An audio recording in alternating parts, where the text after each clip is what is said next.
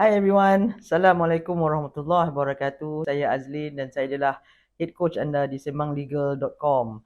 Semanglegal.com ni adalah satu portal yang berkongsi aspek undang-undang untuk bisnes yang khusus untuk usahawan. Jadi hari ini saya nak cerita tentang menyewa premis perniagaan.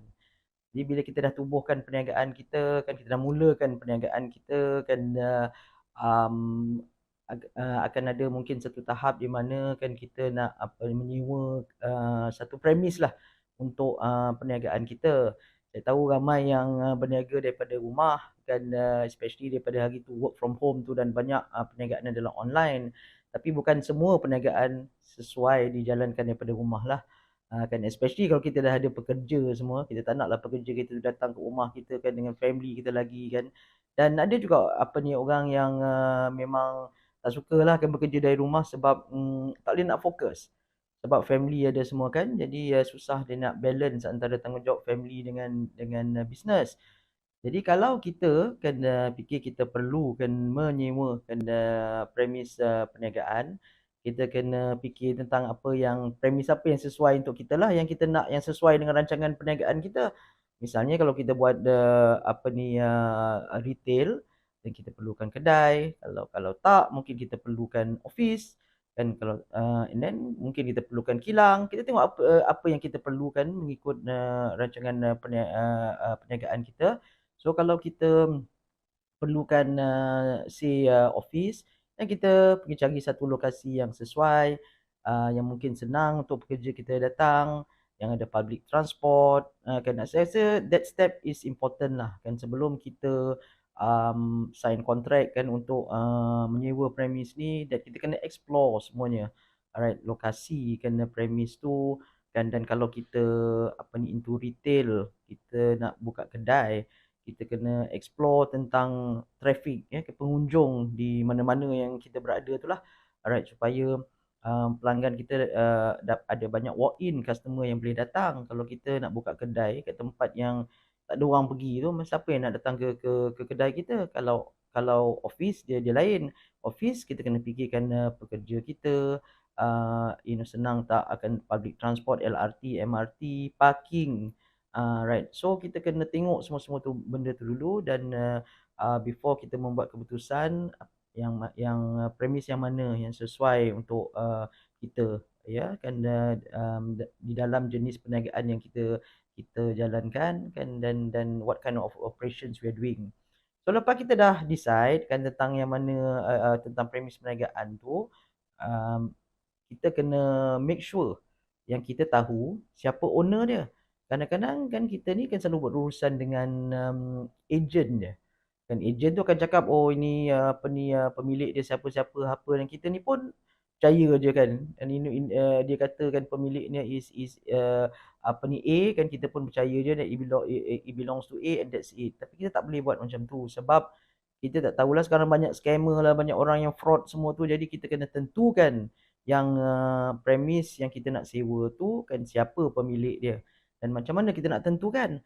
Kita boleh tentukan kan dengan meminta daripada ejen atau daripada pemilik tu kan satu grant, satu title, grant tanah kepada premis tu lah, supaya kita dapat tengok situ kan nama dia, nama pemilik tu ada dalam grant tanah tu, yang menunjukkan dia adalah pemilik berdaftar bagi premis tu.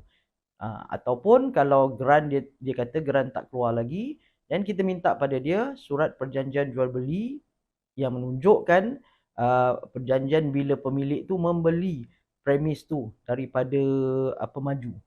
Alright, yang menunjukkan dia pemilik kepada premis tu. Ini penting sebab kalau kita tak determine ke siapa pemilik ni, nanti kan pergi sign dengan orang yang salah atau bayar sewa tiap-tiap bulan kan, rupanya orang tu bukan pemilik pula. Iaitu ada juga yang terjadi, bayar pada orang yang bukan pemilik premis ni. So bila kita dah tentukan yang ini adalah pemilik yang sebenar kan kepada premis ni, lepas tu kita negotiate lah dengan dia tentang terms di dalam penyewaan ni. Alright, termasuk kan tempohnya, kan sewa dia, deposit sewa, deposit utility, macam mana nak tamatkan kontrak, dan semua tu. Tapi saya nak advise kan yang uh, about the tempoh penyewaan ya. Untuk sewaan, tempoh penyewaan ada limit 3 tahun. Kalau satu tempoh tu lebih daripada 3 tahun, dia dinamakan pajakan.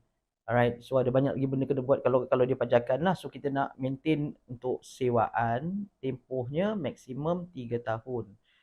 And I always feel that untuk premis perniagaan 3 tahun tu sebenarnya is a short time. Alright, kalau kita dah pindah kan, katalah kita nak buka kedai dah pindah kan, lepas tu 3 tahun lagi nak pindah lagi ke tempat lain, 3 tahun lagi nak pindah lagi kan to another location.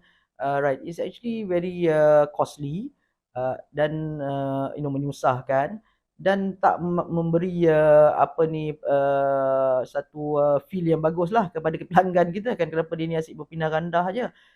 So macam mana kita nak tangani this 3 tahunnya period ni? So saya advise kan bila kita buat surat perjanjian sewa tu kan, walaupun kita buat situ 3 tahun is the initial term lah, dan kita masukkan yang satu pilihan bagi kita untuk melanjutkan tempoh sewaan tu untuk 3 tahun selanjutnya, 3 tahun seterusnya kan, sampai bila-bila lah apa ni yang mana kita sesuai bagi kita, supaya kita dapat a longer period of time untuk sewaan tu. Right, so all these things kan kena dimasukkan di dalam perjanjian sewa yang selalunya pemilik yang buat. Dia akan draft, lepas tu dia akan bagi pada kita kan untuk baca semua terma. Tapi make sure you baca, make sure you go through, dan jangan sign kan just like that and cakap oh ini dia dah bagi kita sign lah. Tak ada orang yang boleh force kita to sign apa-apa benda yang kita tak nak sign. Jadi bila kita dapat satu perjanjian sewa daripada pemilik ataupun daripada ejen ke sesiapa, kita mesti baca. Dan bila kita baca, alright, kalau ada benda yang kita tak setuju, kita negotiate lah. Kan tak semestinya kan kita kan menerima segala apa yang terma-terma yang diberi oleh pemilik. In fact, tak ada terma ni kan, except for yang 3 tahun maksimum sewaan ni, tak ada terma-terma yang lain ni yang apa ni is compulsory. Alright, macam deposit sewa. Tak semestinya deposit sewa is 2 months. Alright, some people like to say that okay kan, but standard lah 2 months deposit sewa. Sebenarnya mungkin itu dipraktikkan oleh ramai orang, tapi kalau kita pandai memujuk pemilik dan bagi tahu pada dia tak payahlah nak bayar deposit sewa, saya tak ada duit. Lepas tu pemilik tu pun setuju, then you can end up by not paying the deposit sewa. So tak ada benda yang macam dia memang macam tu tak boleh diubah. Ini semua is your negotiation skills. Alright, so bila discuss terma-terma ni kan, gunakan your negotiation skills untuk dapatkan apa ni the terms which is the best for you, right, dari segi deposit sewa, deposit utility kan, dan apa macam mana nak tamatkan kontrak ni. Tapi saya kan tentang penamatan ni saya nak ingatkanlah, kalau boleh kan before the 3 years jangan buat clause yang membolehkan tenancy ni ditamatkan, sebab nanti kan kita baru pindah setahun, lepas tu pemilik tu kata oh kan I can terminate this tenancy by giving you 2 months. Tak kesusah kan, kita baru pindah setahun kan, baru nak set kedai kita setahun, dan pemilik kata nak nak bagi kita 2 bulan untuk kita pindah. So I suggest that jangan buat clause tu di situ, supaya kan pemilik tak boleh nak ditamatkan perjanjian tu sebelum 3 tahun tu berakhir at least.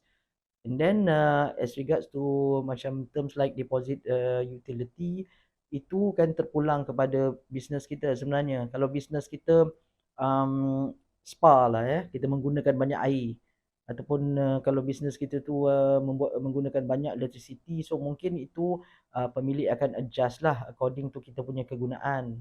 Kalau kegunaan kita tu sikit setakat office je tu, mungkin dia akan jadi macam basic punya deposit utility, mungkin apa ni sebulan sewa ke or something like that. Tapi semua ni boleh dipersetujui di antara apa ni pemilik dan penyewa.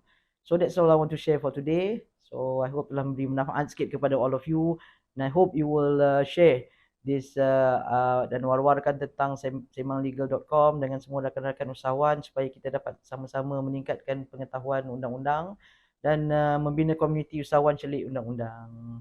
So that's all for now. See you next time. Bye.